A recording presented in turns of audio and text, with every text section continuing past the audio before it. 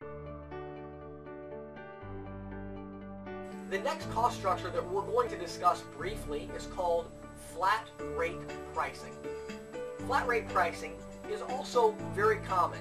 You'll see this in a lot of merchants' locations.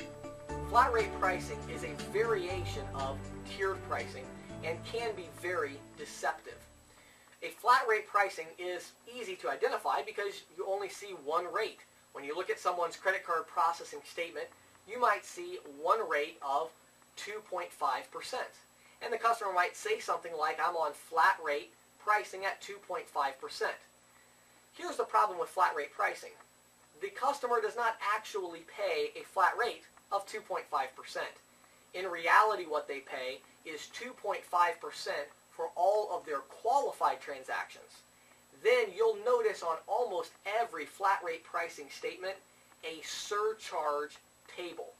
That surcharge table is basically the additional charges for the mid and non-qualified transaction. However, sales agents will pitch flat rate pricing as an alternative to tiered pricing, and they'll say things like, it's so much simpler. You just pay 2.5% for all your transactions. Well, that's actually not true.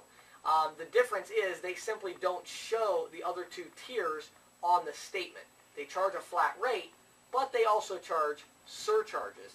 An easy way to explain this to a customer is when you look at the statement and they say, I have a flat rate of 2.5%. Look at their total processing volume and divide the total fees that they paid for the month by their total processing volume. Give you an example. You look at a statement and a merchant says, I'm on flat rate pricing at 2.5%.